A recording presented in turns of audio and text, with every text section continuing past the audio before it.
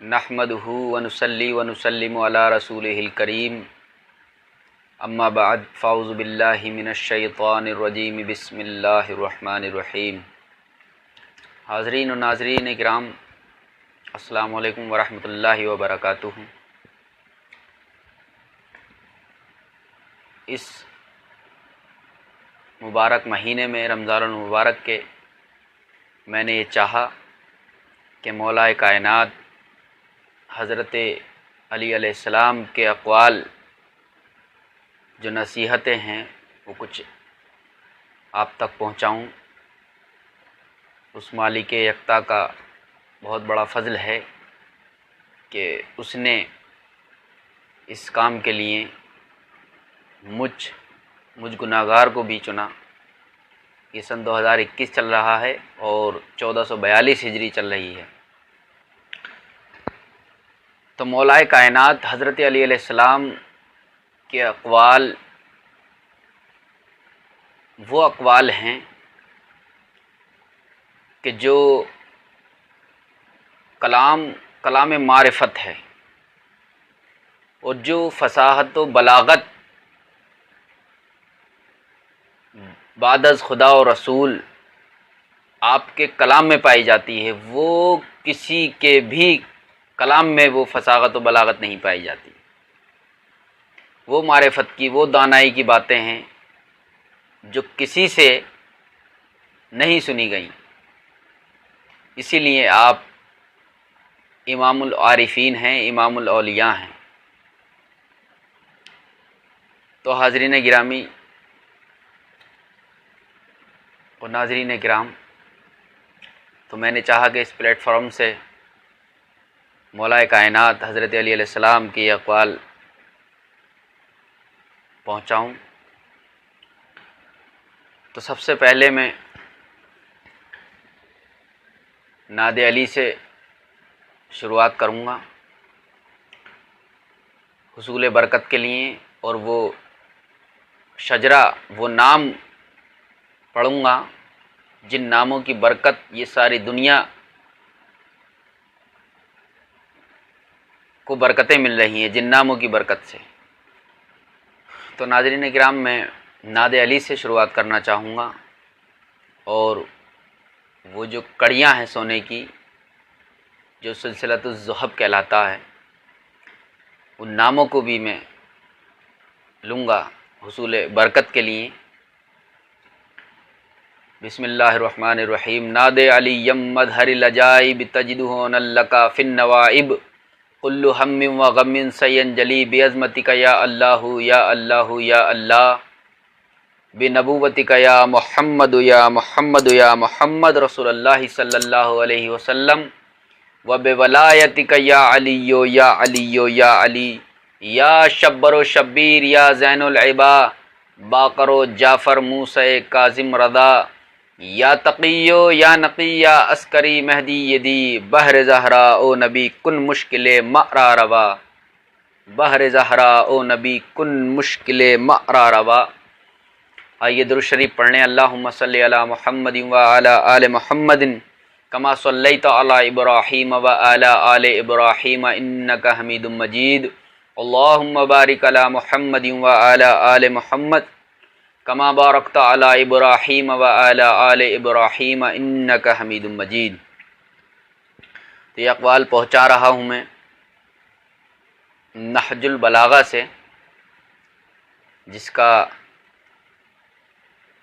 ہمارے سنی عالم دین ہیں جنہوں نے اس کا ترجمہ کیا ہے۔ اس کے مترجم ہیں الحافظ القادری مولانا غلام حسن قادری مدد اللہ العلی۔ تو پہلا قول حضرت علی علیہ السلام فرماتے ہیں، سنیے، دلوں کو کان بنا لیں آپ حضرات۔ آپ فرماتے ہیں جو شخص جنت کا طلبگار ہو وہ ہمیشہ نیکی کی طرف لپکتا ہے، یعنی جسے جنت کی طلب ہوتی ہے وہ نیک کام کرنے میں جلدی کرتا ہے، اور جو دوزخ کی آگ سے ڈرتا ہو وہ ناجائز خواہشات سے بچتا ہے، جو ناجائز کام ہیں، جو دوزخ کی آگ سے ڈرتا ہے، وہ ناجائز خواہشات سے ڈرتا ہے، بچتا ہے۔ اور آگے فرماتے ہیں جو موت پر کامل یقین رکھتا ہے، جسے یقین ہے کہ موت آئے گی۔ یقین تو سبھی لوگوں کو ہے، لیکن ہم کیا کرتے ہیں کہ ہمیں جو ہے یقین روز کسی نہ کسی پر موت کو وارد ہوتے ہوئے دیکھتے ہیں، لیکن موت کا جو ہے یقین ہم تازہ نہیں رکھتے اپنے اوپر۔ تو آگے آپ فرماتے ہیں جو موت پر کامل یقین رکھتا ہے وہ دنیا کی ناجائز لذتوں کے پاس بھٹکتا تک نہیں۔ جس نے دنیا کی حقیقت پہچان لی، آپ فرماتے ہیں کہ جس نے دنیا کی حقیقت پہچان لی مصیبتیں اس پر آسان ہو جاتی ہیں۔ دیکھیے کتنی پیاری بات فرمائی ہے، یعنی جس نے یہ دیکھ لیا کہ دنیا کیا ہے، یہ ہم ایک مسافر ہیں اور یہاں سے ہمیں ایک سفر کر کے کسی اور جہان میں جانا ہے، تو آپ نے فرمایا کہ جس نے دنیا کی حقیقت پہچان لی مصیبتیں اس پر آسان ہو جاتی ہیں۔ اگلا قول آپ فرماتے ہیں بندے کو چاہیے کہ اللہ کے سوا کسی سے کوئی امید نہ رکھے اور اپنے گناہوں کے سوا کسی سے نہ ڈرے۔ دیکھیے ہم جب یہ جو امید ہوتی ہے، یہی وہ ہوتی ہے جو ہمیں نا امید کرتی ہے۔ صوفی کا دل کیوں نہیں ٹوٹتا؟ وہ کسی سے امید نہیں لگاتا، وہ صرف اللہ سے امید رکھتا ہے۔ اسی لیے ہمیں امید اس سے لگانی چاہیے جو کبھی نا امید ہی نہیں کرتا ہمیں۔ جب ہم کسی سے کوئی نیکی کر دیں گے، کسی کے ساتھ کوئی بھلائی کریں گے اور اس سے ہم یہ سوچیں گے کہ بدلے میں یہ ہمارے لیے بھی ایسا ہی سوچے یا ایسا ہی کریں ہم جیسا ہم اس کے ساتھ میں کر رہے ہیں، تو وہ ہمارا دل تبھی ٹوٹتا ہے کہ جب ہم اس سے آس لگاتے ہیں۔ تو اسی لیے آپ نے فرمایا کہ اللہ کے سوا کسی سے کوئی امید نہیں رکھنی چاہیے۔ اگلا قول آپ فرماتے ہیں جس نے اپنے آپ کو پہچان لیا گویا کہ اس نے اپنے رب کو پہچان لیا۔ جس نے اپنے آپ کو پہچان لیا۔ اگلا قول آپ فرماتے ہیں دنیا میں سب سے بڑی نعمت اسلام ہے، سب سے بڑی نعمت، اور سب سے اچھا شغل عبادت ہے، یعنی سب سے اچھی عادت جو ہے وہ عبادت ہے، اور سب سے بڑھ کر عبرت دلانے والی کوئی چیز ہے تو وہ ہے موت۔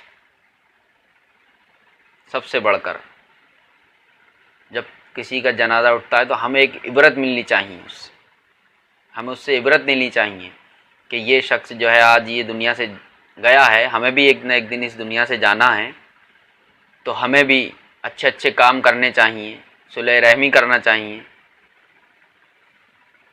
تو سب سے بڑھ کر عبرت دلانے والی کوئی چیز ہے تو وہ ہے موت۔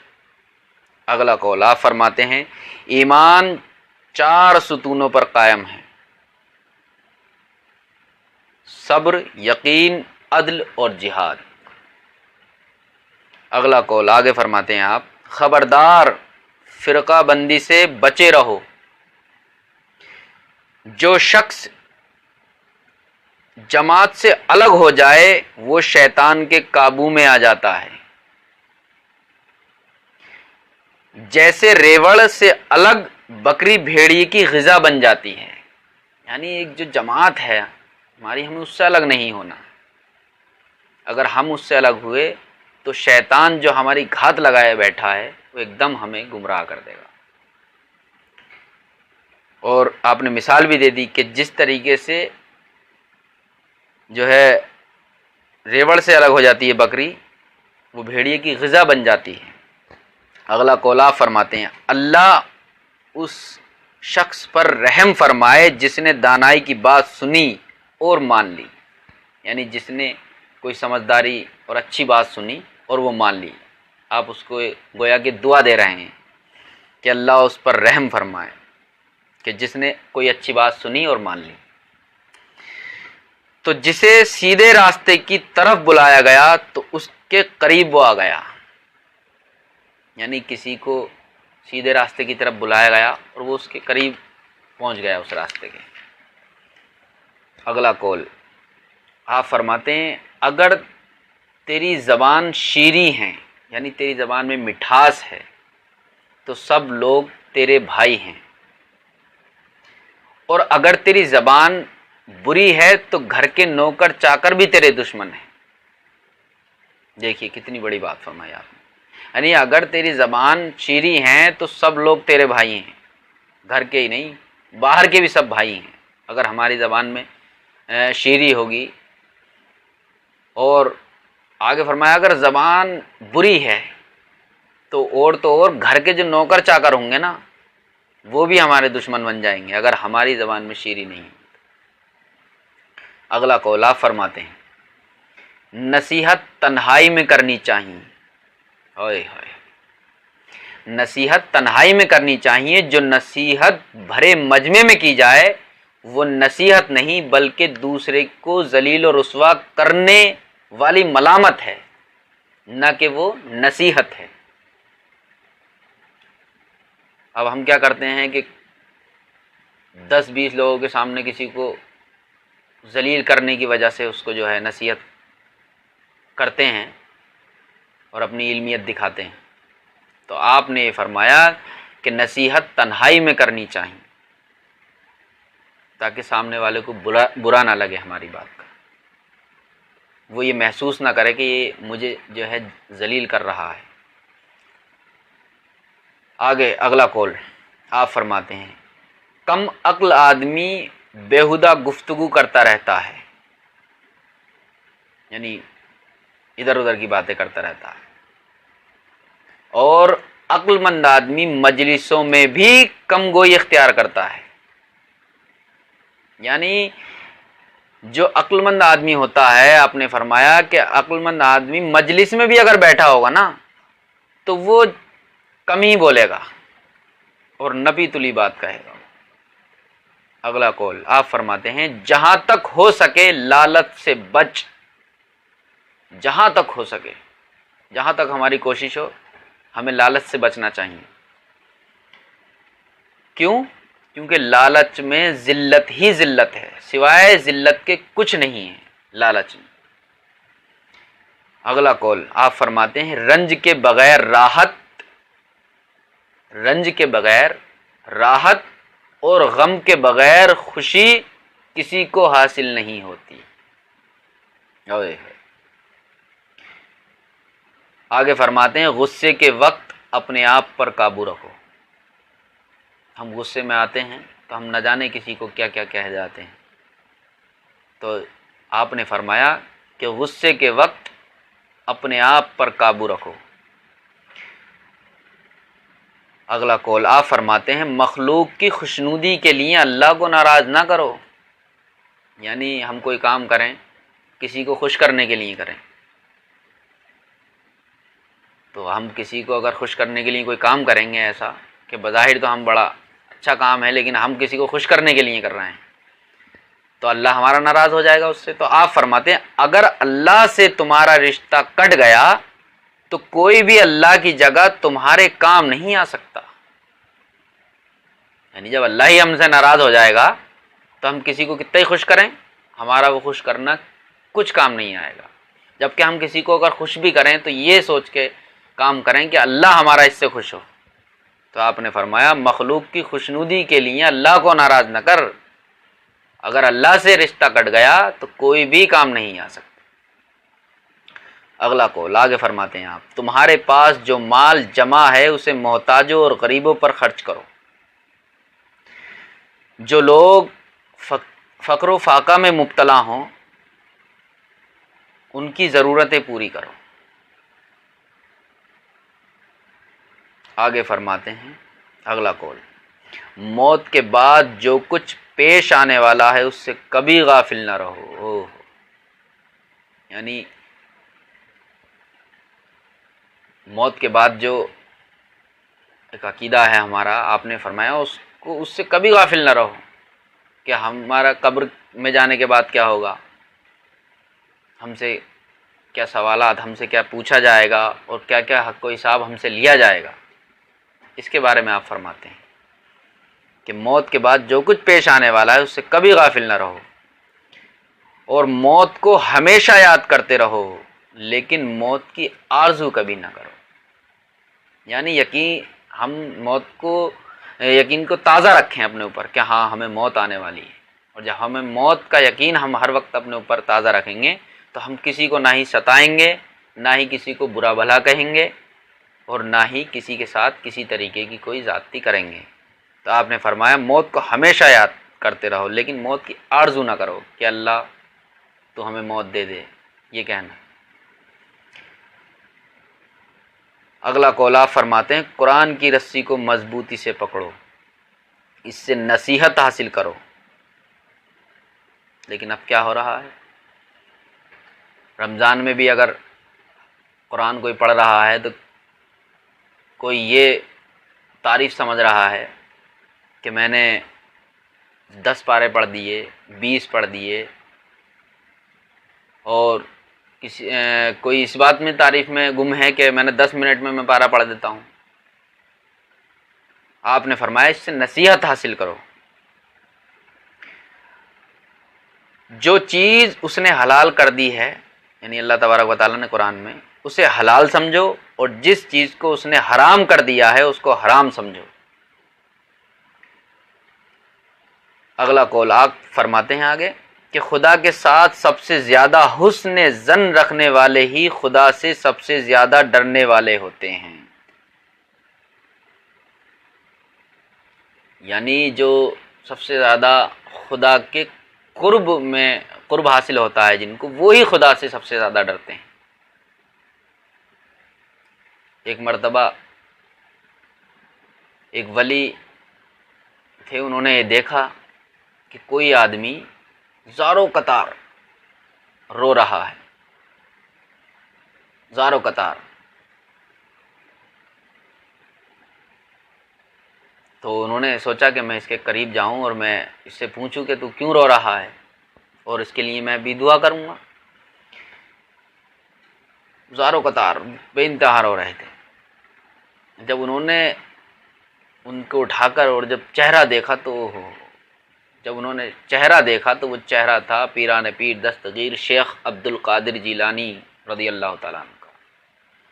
آپ پیران پیر دستگیر کو دیکھ کر حیران رہ گئے کہ اتنے بڑے ولی اور کتب اور اتنا ڈرتے ہیں اللہ سے۔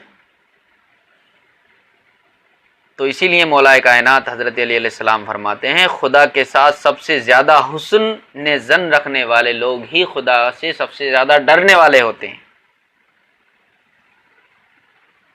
اور یہاں تو حال یہ ہوتا ہے کہ اگر ہم ذرا سا کوئی عمل کرنے لگ جائیں، نماز ہی 5 ٹائم کی اگر کوئی پڑھنے لگتا ہے تو اسے یہ گمان ہو جاتا ہے کہ پتہ نہیں ہم سامنے والے پر کتنا احسان کر رہے ہیں، یا ہم کتنے بڑے ولی ہو گئے۔ آگے فرماتے ہیں اگلا قول، برے افعال والے لوگوں کی صحبت سے بچو۔ کیوں بچو؟ کیونکہ آدمی اپنے ساتھیوں سے پہچانا جاتا ہے۔ برے افعال، جن کے برے افعال ہوتے ہیں، یعنی بدتمیز قسم کے لوگ ہوتے ہیں، یا کسی بھی طریقے کے ان کے افعال غلط ہوں، کیونکہ جب ہم کسی کے ساتھ رہیں گے تو ہم کیا کہلائیں گے کہ فلاں کے ساتھ رہتا ہے۔ اس لیے آپ نے فرمایا کہ برے افعال والے لوگوں کی صحبت سے بچو، کیونکہ آدمی اپنے ساتھیوں سے پہچانا جاتا ہے۔ اچھے ہوں گے ساتھی ہمارے تو ہم اسی طرح کے پہچانے جائیں گے۔ اگلا قول آگے فرماتے ہیں آپ، جو کچھ تم نیکی کے راستے میں صرف کرو، جو کچھ تم نیکی کے راستے میں صرف کرو گے وہ تمہارا توشہ آخرت بن جائے گا، اور جو کچھ تم جمع رکھو گے وہ تمہارے بعد کوئی اور اس سے فائدہ اٹھائے گا۔ یعنی جو ہم نیک راستے میں کسی کو جو ہے اپنا مال خرچ کرتے ہیں تو اس پر آپ فرماتے ہیں کہ وہ تمہاری آخرت کا سامان بن جائے گا، اور جو تم اپنے بات چھوڑ کر جاؤ گے اس سے کوئی اور فائدہ اٹھائے گا، تو اس سے یہ ہے کہ تم خود ہی فائدہ نہ اٹھاؤ۔ اگلا قول آگے فرماتے ہیں آپ کہ اگر حاکم اپنی خواہش پر چلنے لگے تو وہ انصاف نہیں کر سکتا، یعنی وہ ہر کام اپنی نفس کے خواہش کے اپنی چاہت کے مطابق کرے، نہ یہ دیکھے کہ کیا صحیح ہے کیا غلط ہے۔ اگر اس نے یہ سوچ لیا، کوئی بھی حاکم اپنی خواہش کے مطابق اگر چلتا ہے تو وہ کبھی بھی انصاف نہیں کر سکتا، یہ حاکم کے لیے۔ اگلا قول آگے فرماتے ہیں آپ ہر اس کام سے بچو جو خفیہ کیا جائے، یعنی جو چھپ کر کیا جائے، ہر اس کام سے بچو اور اعلانیہ کرتے ہوئے ہمیں شرم محسوس ہو اس کام میں۔ تو آپ نے تاکید کی کہ اے بندے ہر اس کام سے بچ جو اعلانیہ کرتے میں شرم آئے۔ اگلا قول آپ فرماتے ہیں ہر اس کام سے بچو جو اپنے لیے پسند ہو اور دوسرے کے لیے ناپسند ہو۔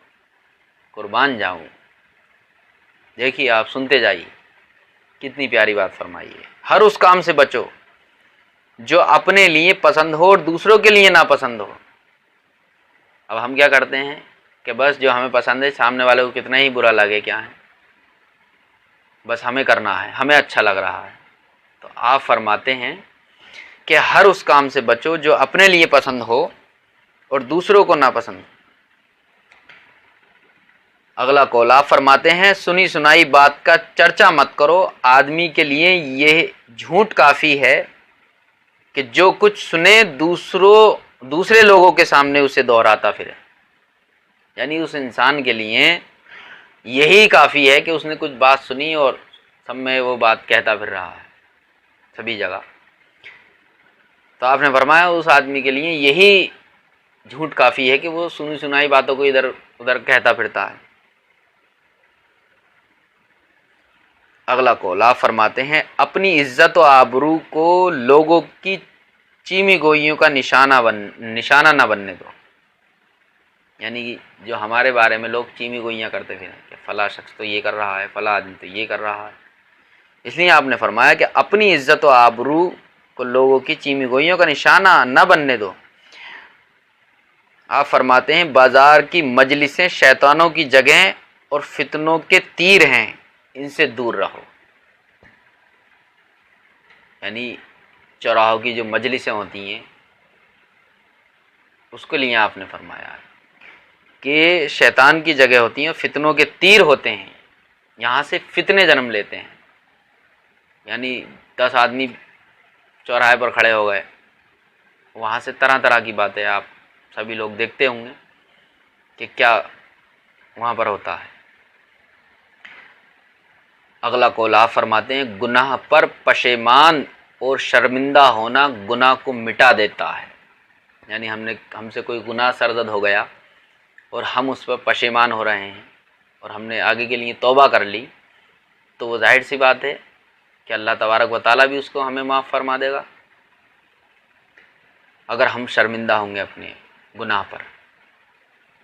اگلا قول آپ فرماتے ہیں آگے نیکی پر غرور کرنا نیکی کا اجر ضائع کر دیتا ہے، یعنی ختم کر دیتا ہے۔ اگر ہم نیکی کر رہے ہیں اور اس پر غرور کرنے لگیں تو وہ ہمارا اجر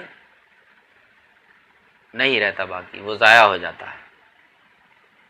اگلا قول آگے فرماتے ہیں آپ احسان کا بدلہ اتارنے کی طاقت نہ ہو تو زبان سے شکریہ ادا کرو، یعنی ہمیں دکھ رہا ہے کہ کسی نے ہمارے ساتھ احسان کیا ہے تو ہم اگر اس کا احسان نہیں اتار سکتے، اس کے ساتھ میں احسان نہیں کر سکتے، تو آپ نے فرمایا کہ کچھ بھی نہ ہو تو آپ یہ سوچ لیں کہ ہم اس کا احسان نہیں اتار پائیں گے، تو ہم زبان سے اس کا شکریہ ادا کر دیں۔ اگلا قول آپ فرماتے ہیں وہ گناہ سب گناہوں سے سخت ہے جو کرنے والے کے نزدیک معمولی ہو، یعنی ہم کوئی گناہ کریں اور اسے سوچیں کہ یہ تو بہت چھوٹا گناہ ہے، تو آپ نے فرمایا وہ گناہ سب گناہوں سے سخت ہے، یعنی سب سے بڑا ہے وہ جسے ہم معمولی سمجھیں۔ اگلا قول آپ فرماتے ہیں شرافت مال اور نسب سے نہیں بلکہ عقل اور ادب سے ہے۔ کیا پیاری بات فرمائی ہے، یعنی شرافت جو ہے یہ مال سے نہیں ہوتی ہے، مال تو بہتوں پر ہوتا ہے، لیکن آپ نے فرمایا کہ شرافت مال اور نسب سے نہیں بلکہ عقل اور ادب سے ہے۔ اگلا قول آپ فرماتے ہیں اللہ تعالیٰ کے حقوق وہی ادا کر سکتا ہے جو بندوں کے حقوق ادا کرتا ہے۔ کتنی پیاری بات ہے، ظاہر سی بات ہے جب ہم بندوں کے ہی حقوق ادا نہیں کر پائیں گے تو اللہ کے کیسے کر لیں گے۔ اگلا قول آپ فرماتے ہیں صاحب علم